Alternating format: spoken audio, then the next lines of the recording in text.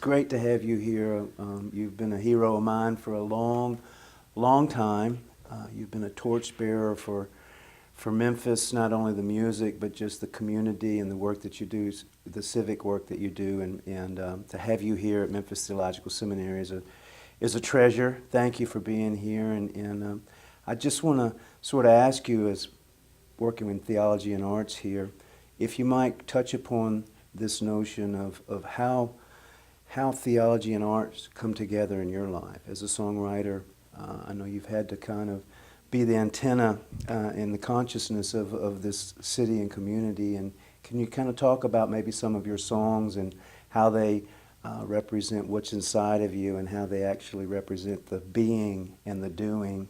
I was so fortunate to have had the gall, for lack of a better word, to walk from across the street, which I was a sacker at a grocery store across the street.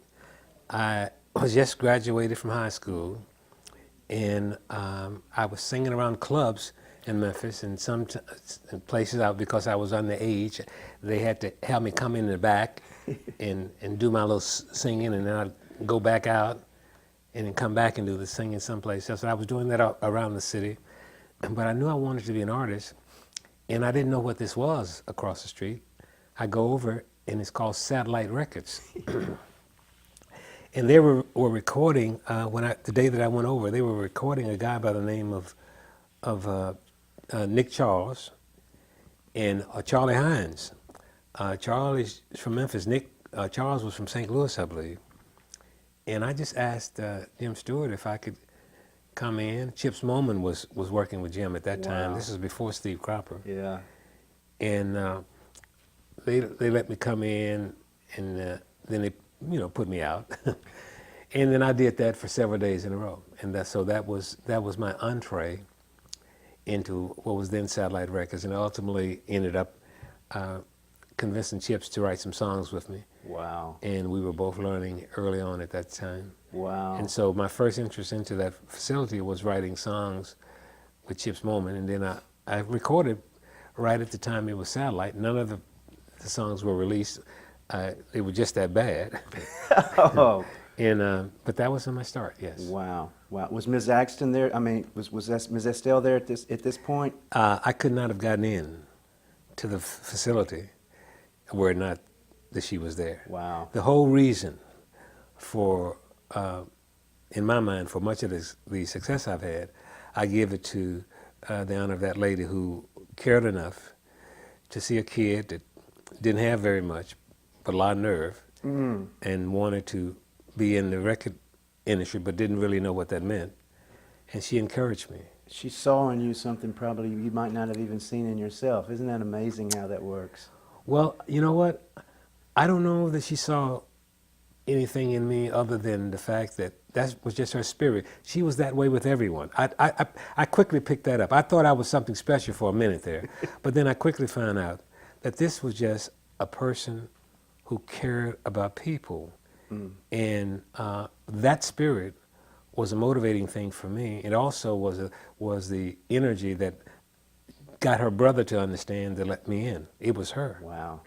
Well, the primary thing that I quickly learned after having been given the opportunity to get into Stax and was told that, okay, I'm going to put you on salary, but you have 6 months to come up with a great song, else you're going to be gone.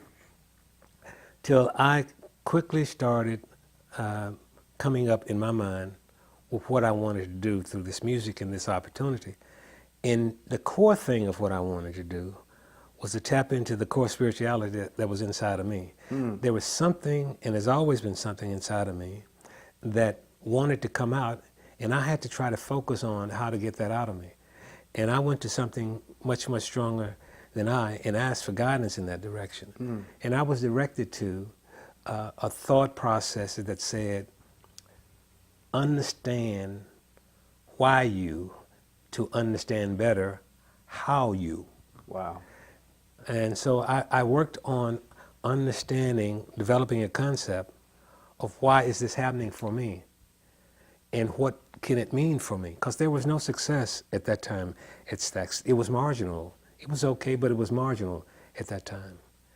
So the why me became you have the opportunity to lead by example. Now you have to understand, I'm from a family of 12. I had my father was dead when I was 2 years old. I've never seen a picture of my father, and he was a great man. I was told that, but I never seen a picture of him. And here I was given the Spirit to say, you have the opportunity to be an example. And by that thought alone, I came up with the thought that I'm not going to do drugs. I'm not going to be a drinker. I tried smoking cigarettes for a hot minute. I wouldn't inhale, so I put that away. And some of the press pictures you'll see earlier of me, you'll see me with a cigarette in my hand. That's just a front, because I was not a good smoker. And so that thought of being the example became something special to me. And the how part of it came about because I was listening to Motown and the other records that were out there. And I was living in a time of racial prejudice, still rampant in the early 60s and those kinds of things. And I felt like we had an opportunity, we being Isaac and I, to create some songs that would become motivational and inspirational for my community. So a lot of the undercurrent of many of the songs that were written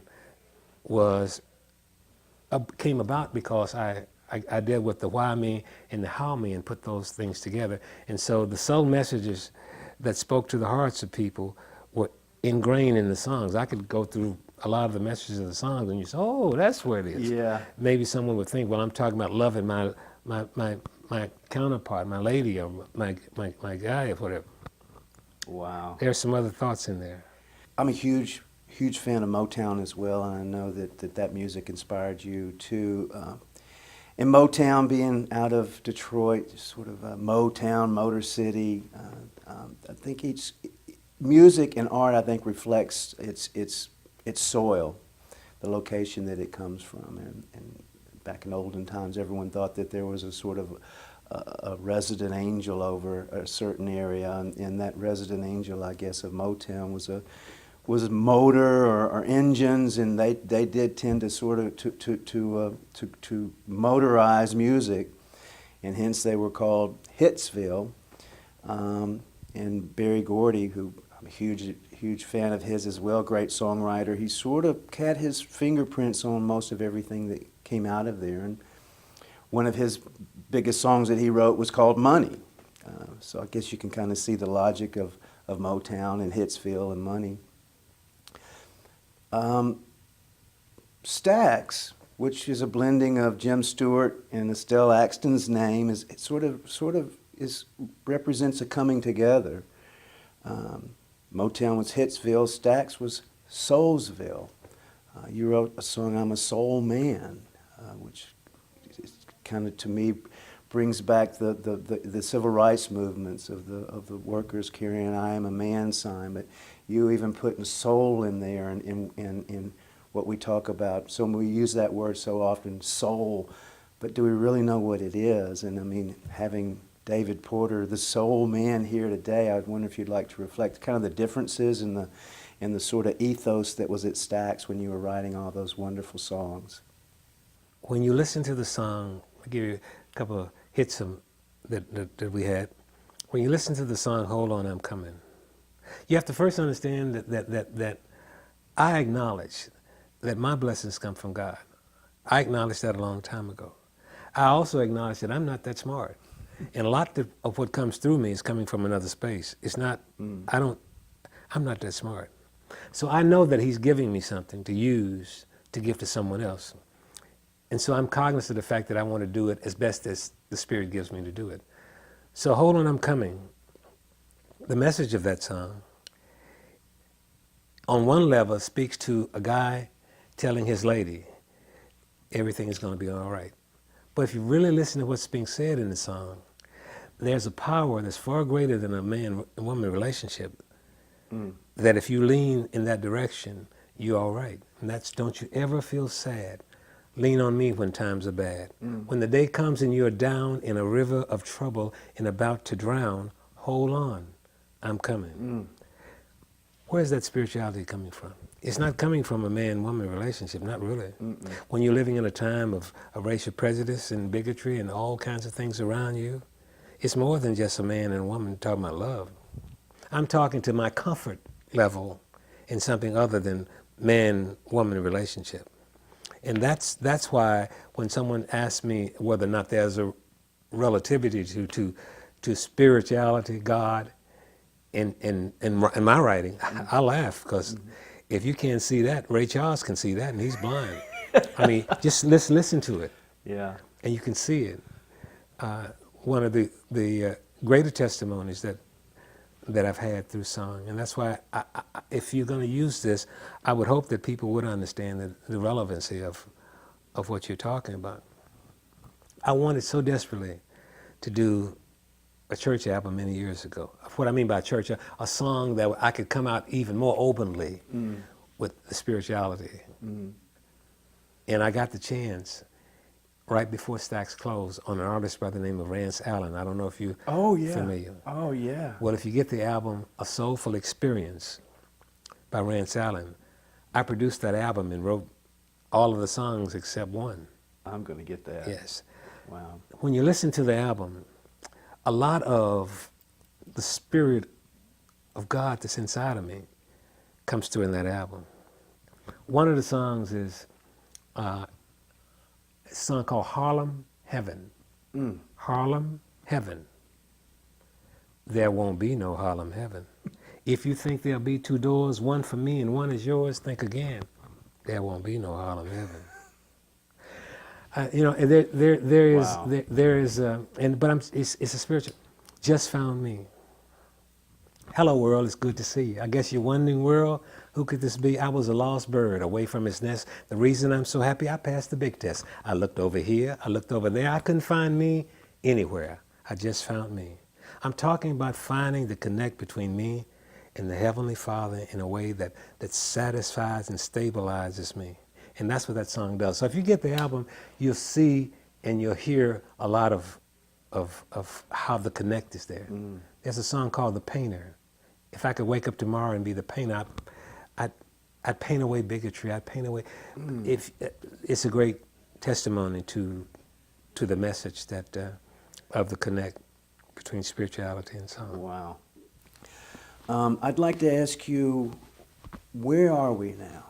Where are we as Memphians now in this march that continues to go on as we're marching, trying to better ourselves and better our community? We hear so much about what's wrong with Memphis, and I want to know from you, because no one can better articulate it than you, where are we in Memphis? What is right about Memphis? What is good about Memphis? And the place we live in, Memphis, that have gone through so much, I think that's the personification of what I said earlier. The why and the how. The how is this phase I think we're in right now. We know why.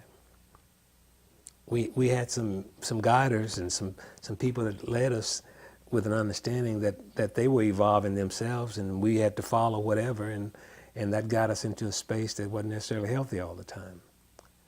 But they also gave us a level of consciousness that we didn't know we find difficulty in properly expressing it. That gave us a level of consciousness that took us to a space to want to make it better. And I'm 71 years old, and I know that people want to make it better. I've seen the change in people. I also seen the change in myself. And I, by just being a part of this community, know that there is a beauty that is in Memphis that we're finding out the answers to how just by our level of consciousness, because we want to see something better happen for everyone. There's no way you can talk about going into a school area with 3 and 5 year olds that I don't know anything about, but you know all about it, unless you had a consciousness that said, I want to be about these things. There's no way I'd be talking about, as a songwriter, I'm speaking at the Chamber of Commerce luncheon tomorrow. I mean, there are people in this community that want to make it better, and there are people who understand that they've got to find ways within themselves to work toward that end, and they're doing that.